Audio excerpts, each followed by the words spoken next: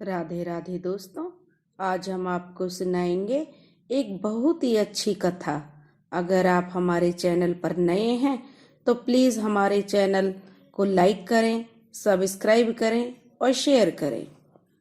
प्राचीन काल में उज्जैनी नामक नगरी में एक मूलदेव नाम का ब्राह्मण रहता था। वह बहुत ही विद्वान और चतुर था। उसने शास्त्रार्थ में कई पंडितों और विद्वानों को हरा कर रख दिया था। इसी कारण वह वेदों और शास्त्रों का प्रकांड पंडित माना जाने लगा। उसकी ख्याति फैलने लगी। मूलदेव का एक परम मित्र था। उसका नाम था शशि। एक दिन शशि उसके पास एक सुझाव लेकर आया। उसने मूलदेव से कहा, मूलदेव, तुम भाषण देने की कला में प्रवीण हो। तुम्हारा नाम दूर दूर तक फैल चुका है।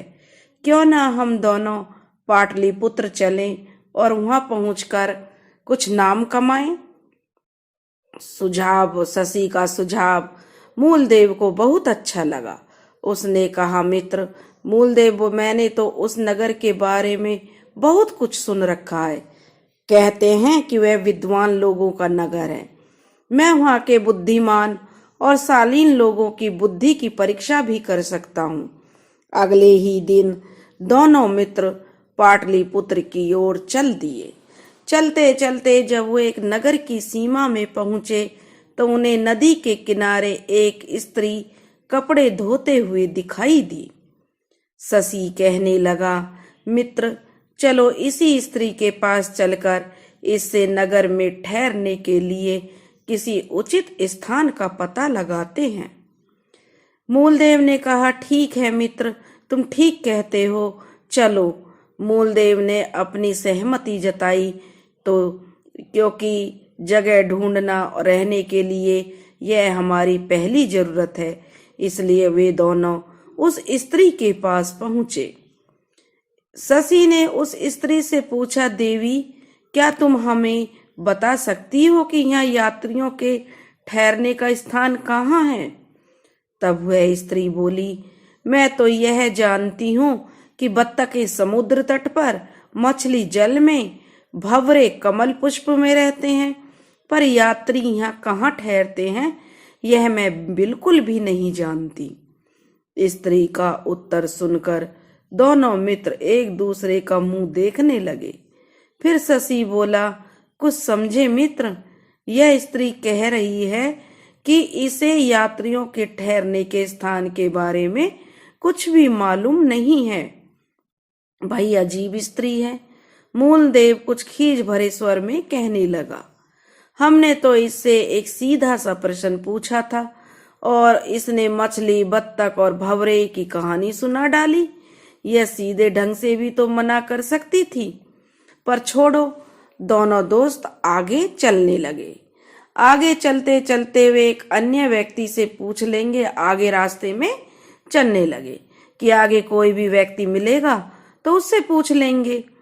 दोनों मित्र आगे चलते चलते कुछ आगे चलकर उन्हें एक मकान के बाहर दरवाजे पर बैठा हुआ एक बालक दिखाई दिया। उसके सामने गरम भात की थाली रखी हुई थी। वह बालक थाली की ओर देखता हुआ रो रहा था। उसे देखकर शशि कहने लगा, मूलदेव, इस मूर्ख बालक को तो देखो, इसके सामने इतना स्वादिष्ट और ताजा भोजन रखा है, फिर भी यह उस भोजन को खाने की बजाय सिर्फ रोए जा रहा है। मूलदेव ने कहा, तुम ठीक कहते हो मित्र, सचमुच में यह बालक तो बहुत ही मूर्ख है। भला इतना स्वादिष्ट भोजन को पाकर भी कोई रोता है? मूलदेव ने शशि की बात को सहमति देते हुए कहा। अब दोनों की बात सुनकर बालक खिलखिलाकर हंस पड़ा। यह देखकर दोनों चौंक पड़े। बालक बोला, मूर्ख मैं नहीं, तुम दोनों हो जो इतना भी नहीं जानते कि मैं किस लिए रो रहा था। मुझे खाने के लिए भात ठंडा होने का इंतजार है। रोने से मेरा गला साफ हो जाएगा और फेफड़ों की कसरत हो जाएगी, जिससे खाना जल्दी पचेगा। पर तुम तो ठहरे ठेठ गंवार। तुम जैसे देहाती इस बात को भला कैसे समझ पाएंगे। दोनों मित्र बालक की चतुराई पर हैरान रह गए।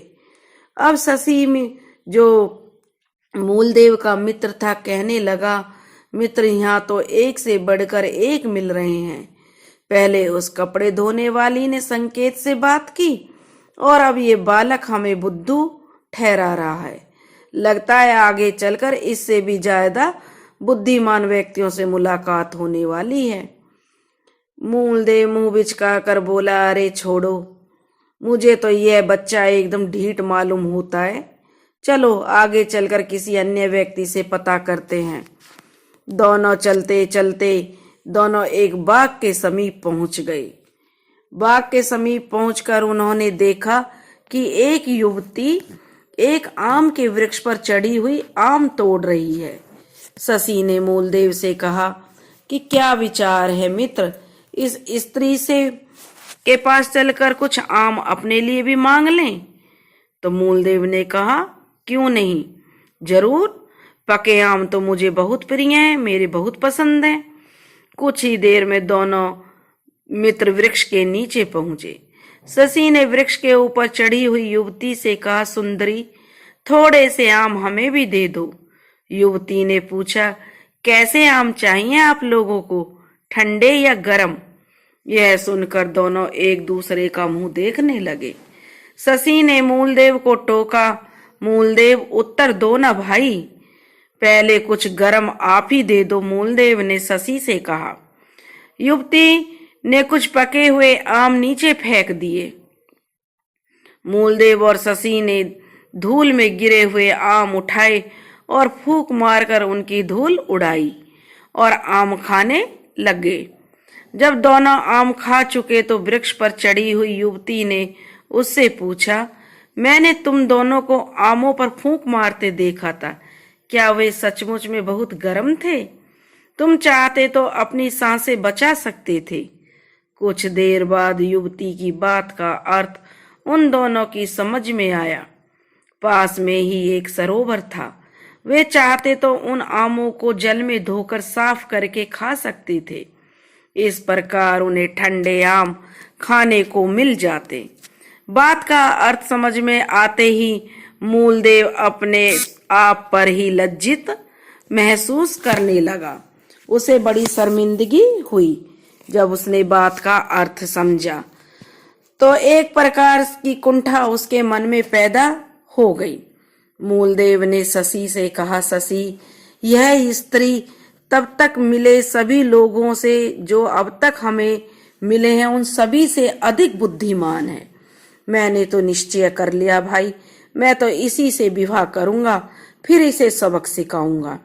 यह सुनकर शशि कहने लगा, मूलदेव, जहां तक इस युवती के विवाह का प्रश्न है तो मैं तुमसे सहमत हूँ। ऐसी विदुषी युवती तुम्हारी जीवन संगनी बनने इससे मुझे बड़ी प्रसन्नता होगी, किंतु विवाह के उपरांत तुम जो उसे सबक सिखाने की बात कर रहे हो उससे मैं तनिक भी सहमत नहीं हूँ। अच्छा बताओ तो सही कि उसने क्या अपराध किया है। उसने तो तुमसे उसके लिए अभी से जो तुमने उसके लिए ऐसी कड़ी सजा सोच ली है, उसने कोई अपराध तो देख मेरे दोस्त कोई अपराध किया नहीं है उसका। तब मूलदेव बोलने लगा कि उसका अपराध यही है कि उसने हमें मूर्ख समझा है। उसने संकेतों में बात की है। वह सीधे सादे ढंग से भी तो बता सकती थी कि पहले आमों को नदी में धो लो, फिर उनका उपयोग करना। शशि बोला, मूलदेव, तुम्हारी यह बात कुछ जमी नहीं। तुम कहते हो कि वह युवती बुद्धिमान है, तो मेरे भाई बुद्धिमान लोग तो संकेतों के द्वारा ही सारी बात समझा दिया करते हैं। यह तो समझने वाले व्यक्ति पर निर्भर करता है कि वह कितना समझा है। जो समझ गया वह बुद्धिमान, और जो ना समझा उसे तो मंदबुद्धि ही कहा जाएगा। मेरे दोस्त, तुम कुछ भी समझो, मैं यह कार्य अवश्य करके रहूंगा। मैं इस युवती को अपनी हंसी उड़ाने की सजा अवश्य दूंगा। मूलदेव ने जिद पकड़ ली और उसने शशि से कहा, जैसी तुम्हारी इच्छा। शशि ने भी कंधे उचका कर कहा, कि अब यह तो बताओ आगे क्या प्रोग्राम है। ठहरने के स्थान के बाद में प्रबंध कर लेंगे, पहले तुम एक काम करो, इस युवती के घर का पता लगाओ। मूलदेव ने अपने मित्र शशि से कहा, इस स्त्री के पीछे पीछे जाकर उसके घर का पता मालूम करो। घर का पता चल गया तो मैं कोई ना कोई उपाय सोच लूंगा इससे विवाह करने का। तो शशि ने कहा कि ठीक है, तुम मेरी यहीं प्रतीक्षा करना, मैं इस स्त्री का पता मालूम करके शीघ्र लौटूंगा। उस युवती ने अब तक बहुत से आम तोड़ लिए थे।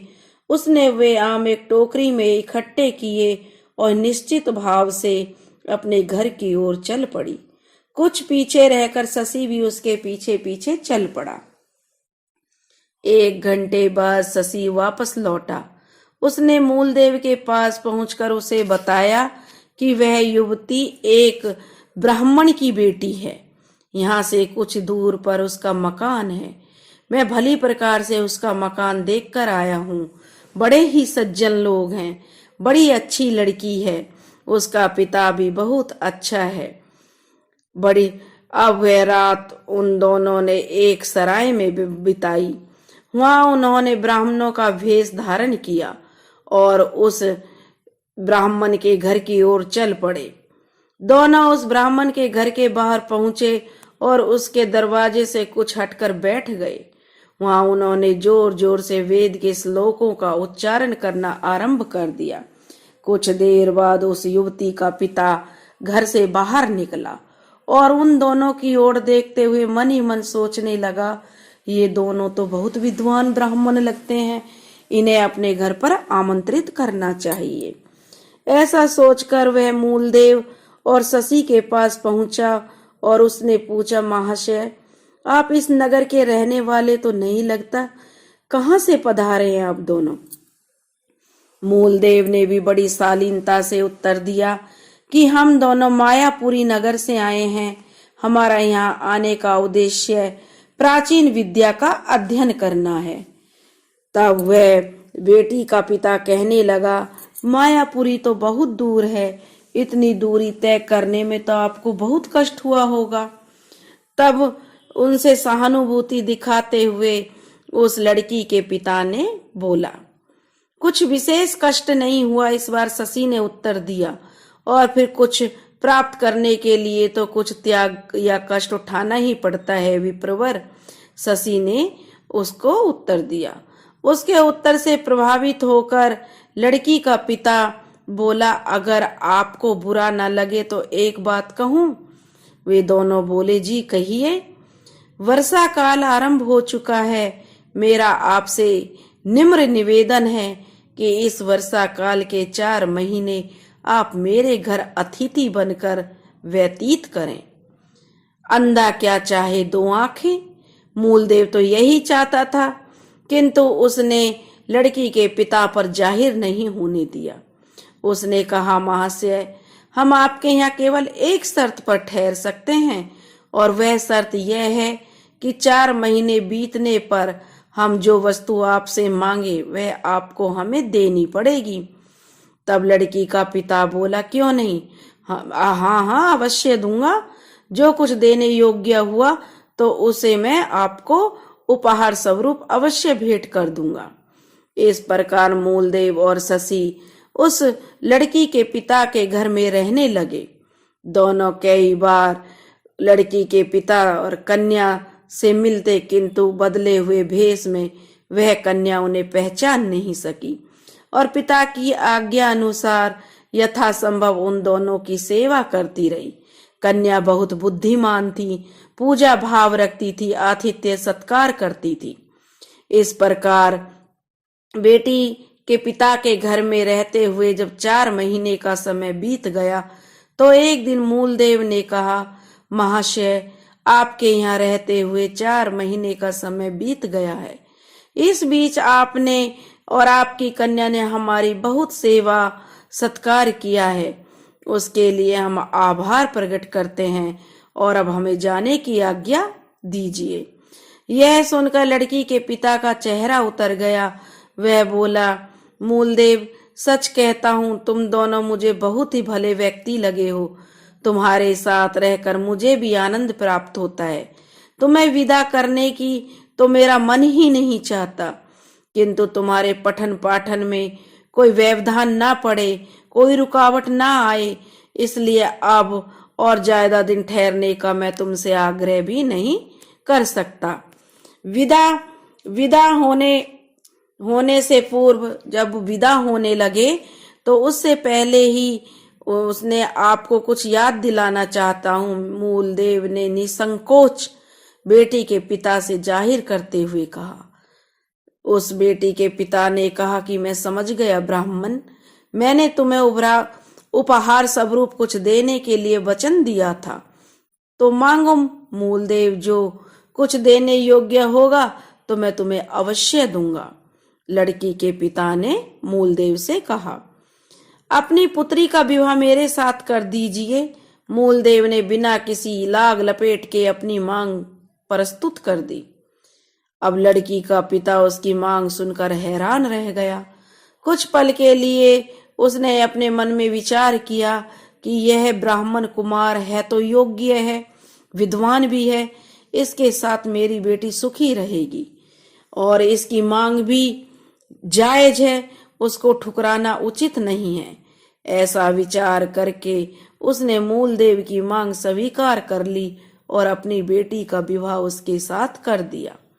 विवाह के उपरांत जब पति पत्नी एकांत में मिले तो मूलदेव ने अपनी पत्नी से कहा, तुमने मुझे पहचाना? वो बोली, नहीं, मैंने तो नहीं पहचाना। तो मूलदेव ने कहा कि चलो मैं ही तुम्हें याद दिला दूं, मैं वही हूं जो ठंडे गरम आम वाला जिसे तुमने उस दिन मूर्ख बनाया था। मूलदेव की बात सुनकर उसकी पत्नी मुस्कुराकर बोली, शहरी बुद्धि को समझने में देहाती गंवारों को थोड़ी देर लगती ही है। पत्नी के मुंह से अपने प्रति किए गए इस व्यंग को सुनकर मूलदेव का चेहरा क्रोध से लाल हो उठा। वह भड़बड़ा कर बोला, तुम स्वयं को बहुत विद्वान समझती हो ना? अब देखना, मैं देहाती गंवार तुम्हें हमेशा के लिए छोड़कर यहाँ से बहुत दूर चला जाऊंगा और तुम शहरी बुद्धि जीवन भर यहीं खींचती हुई रह जाओगी। मूलदेव की धमकी को सुनकर उसकी पत्नी के चेहरे पर किसी भी प्रकार के कोई भी डर या उदासी के लक्षण प्रकट नहीं हुए। उसके विपरीत वह चुनौती भरे स्वर में बोली, बेशक चले जाना, लेकिन मेरा दावा है कि लौटकर फिर मेरे पास ही आओगे और वह भी मेरे बच्चे के पिता बनकर। तब मूलदेव ने कहा, अरे ओ मूर्ख स्त्री, जब मैं तुम्हारे साथ मिलन ही नहीं करूंगा तो मेरा बच्चा कैसे पैदा हो जाएगा? तुम एक मुंह फट बड़बोली स्त्री हो, इसके अतिरिक्त और कुछ भी नहीं। मैं भी देखता हूं कि तुम कैसे अपना कथन पूरा कर पाती हो। इस वाद विवाद में दोनों पति पत्नी सो गए। रात्रि के अंतिम पहर में मूलदेव धीरे से उठा और जेब से अपनी अंगूठी निकाली जिस पर उसका नाम गुदा हुआ था।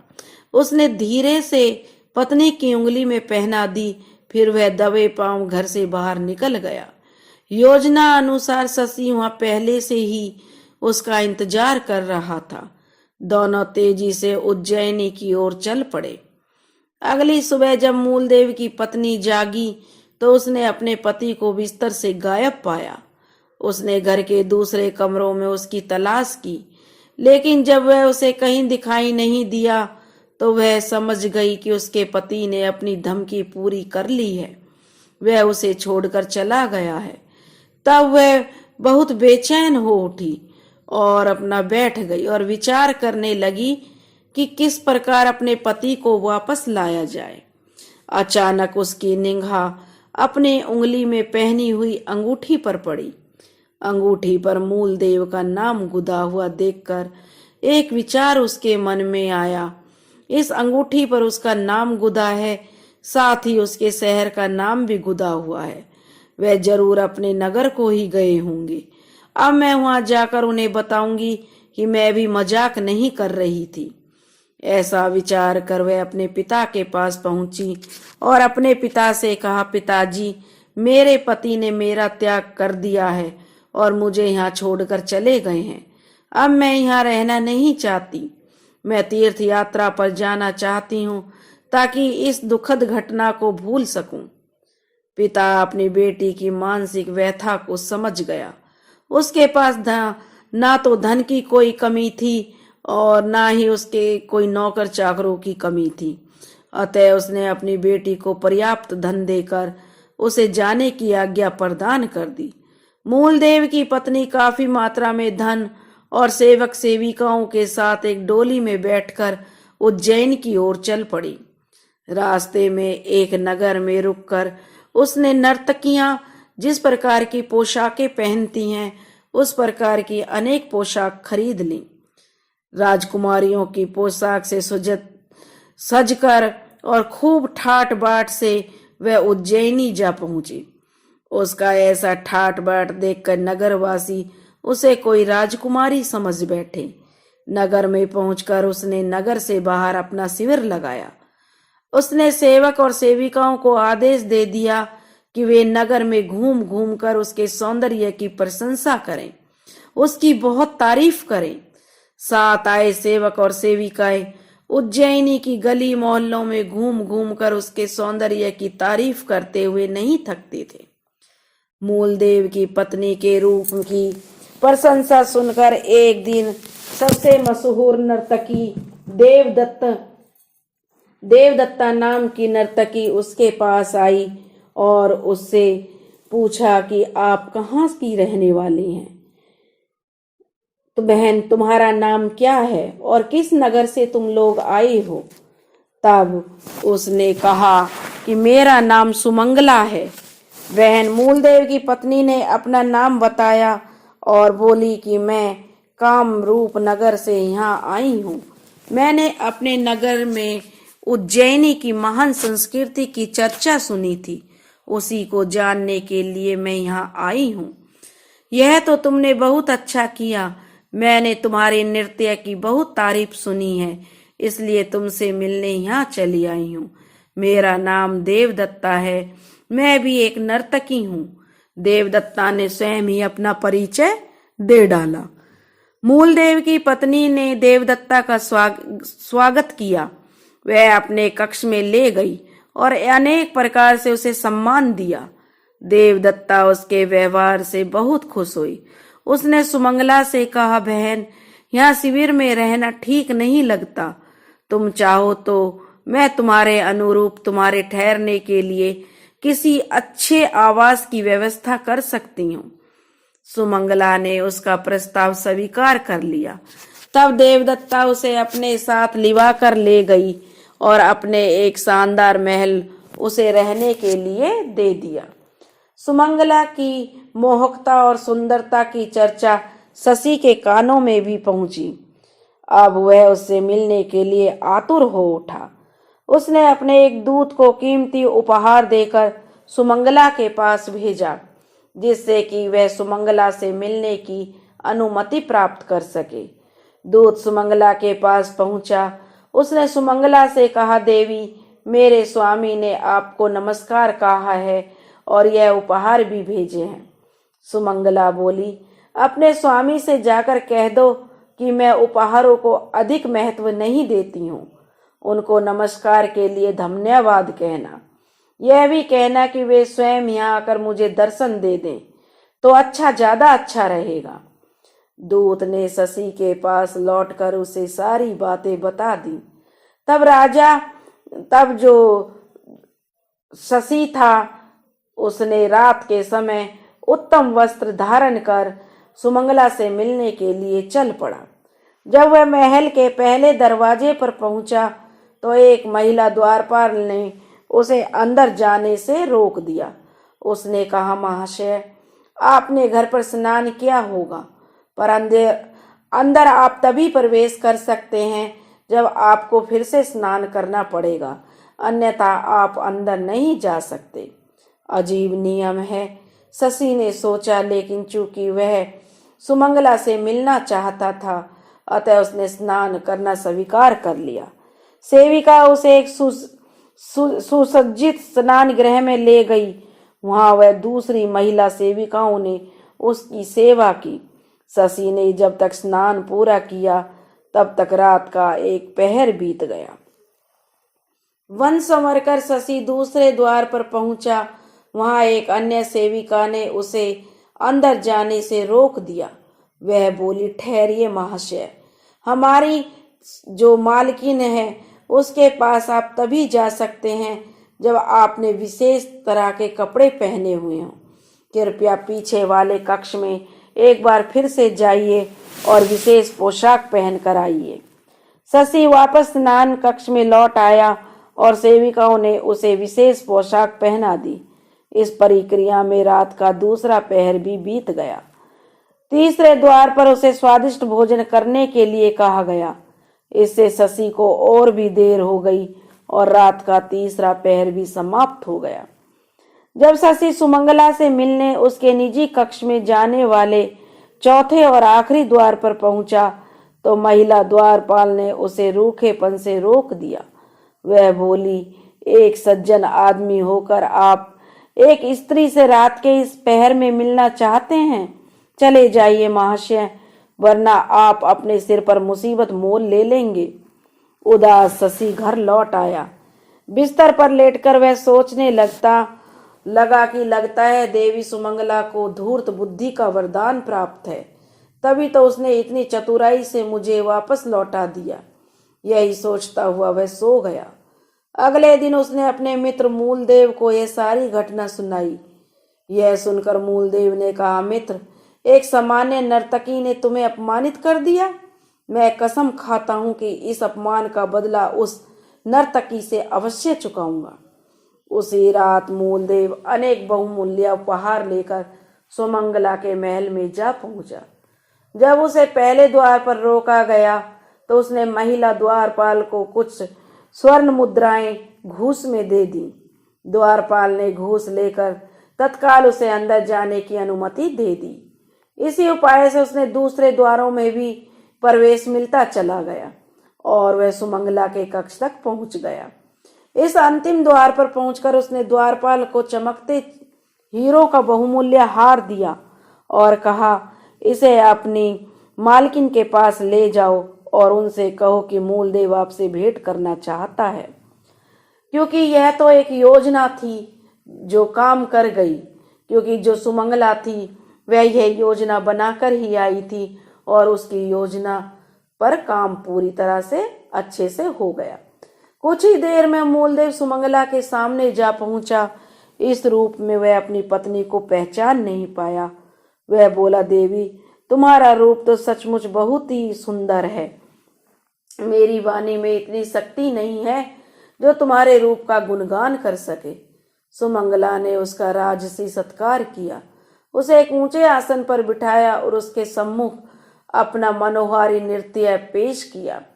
नृत्य देखकर मूलदेव बहुत प्रसन्न हुआ और फिर जब सुमंगला ने उसे वहां से जाने का निमंत्रण दिया तो कि आप कल फिर आइएगा। जब उसे वहां आने का दोबारा निमंत्रण मिला तो उसकी खुशी का ठिकाना न रहा। उस दिन के बाद प्राय नित्य प्रति मूलदेव सुमंगला के पास पहुंचने लगा। एक दिन सुमंगला ने उससे कहा, मूलदेव, मैं यहाँ पर सिर्फ अपनी कलाओं के प्रदर्शन के लिए नहीं आई, बल्कि मेरे यहाँ आने का उद्देश्य अपने लिए एक योग्य वर को भी खोजना था। आज मेरी यह तलाश पूरी हो गई। मैंने तुम्हें अपना जीवन साथी चुन लिया है। बताओ, करोगे मेरे साथ विवाह? मूलदेव तो पहले से ही उसके रूप पर मर मिटा था। उसने तत्काल सहमति व्यक्त कर दी। सुमंगला और मूलदेव का विवाह हो गया। वह सुमंगला के साथ ही उसके महल में रहने लगा। अब कुछ दिन बीत गए।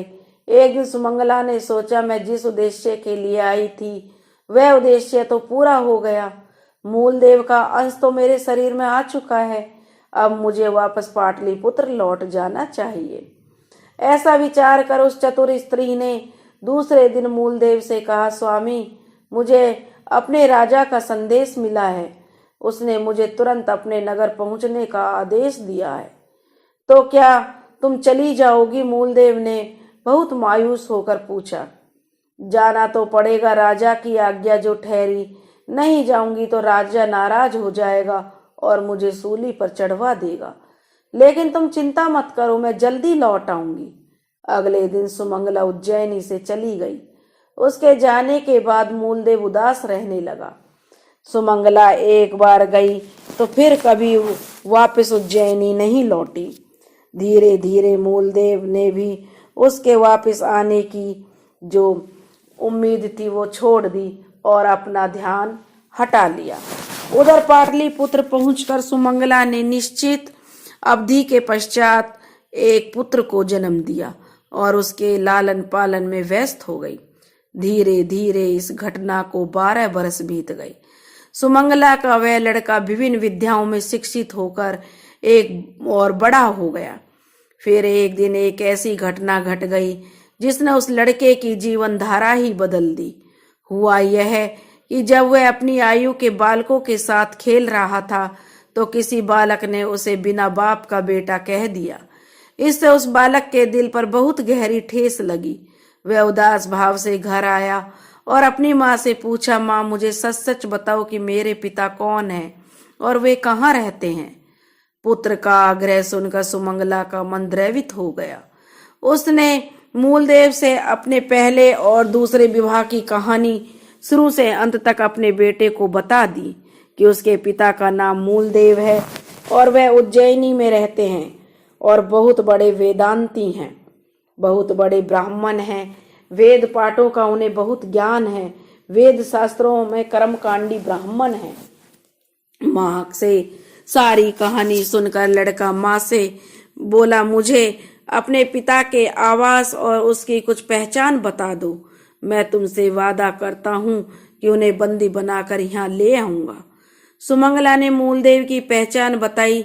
सब बातें जानकर लड़का उज्जैनी के लिए चल पड़ा। उज्जैनी पहुंचकर लड़के ने अपने पिता की खोज खबर आरंभ की। वह दिन भर इधर उधर घूमता रहा और जब शाम हो गई तो एक जुआ घर के सामने जा पहुंचा। वहां उसने कुछ व्यक्तियों को इस प्रकार वार्तालाप करते हुए सुना।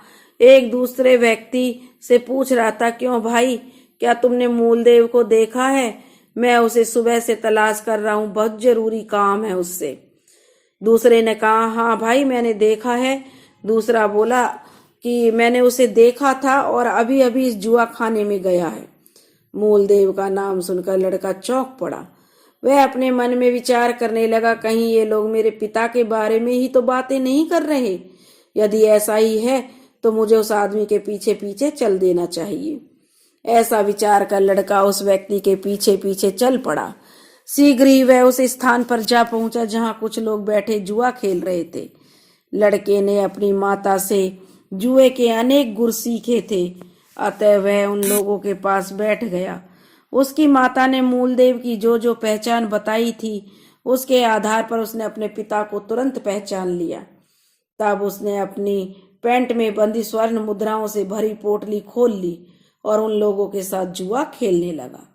वह धूर्त विद्या में निपुण था, अतः शीघ्र ही उसने उन जुआरियों का सारा धन जीत लिया।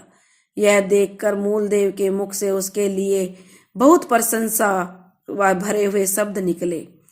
वह लड़के से बोला, बालक अभी तो तुम्हारी उम्र बहुत ज्यादा नहीं है, पर जुआ बहुत अच्छा खेलते हो। कहाँ से सीखा है जुए की कला? लड़का बोला, जी महाशय यह तो कुछ भी नहीं है, मैं तो अनेक विद्याओं में प्रवीण हूँ। लड़का जुआ खाने से बाहर आ गया। जुए में जीता हुआ धन उसने बाहर बैठे भिखारियों में बांट दिया और आगे चलकर एक वृक्ष की ओट में छिपकर खड़ा हो गया। थोड़ी देर बाद मूलदेव जुआ खाने से बाहर निकला और अपने घर की ओर चल पड़ा। लड़के ने उसका पीछा किया और घर का रास्ता मालूम कर लिया। फिर उस रास्ते पर मूलदेव गहरी नींद में सो गया।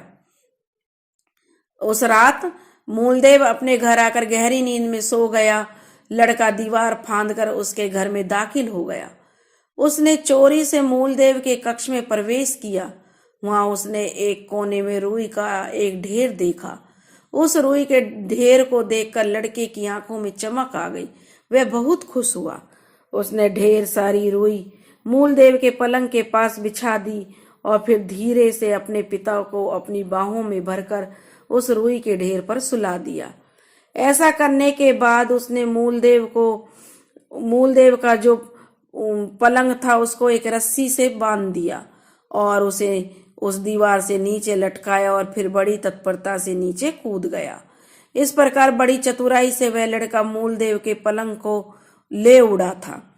अगली सुबह मूलदेव की जब आंख खुली तो वह बहुत हैरानी और लज्जा से भर उठा। अरे ये क्या हो गया, मैं सोता ही रह गया और कोई चोर मेरे नीचे से पलंग की चोरी कर ले गया। अब तो मुझे सोने के लिए नया पलंग खरीदना पड़ेगा।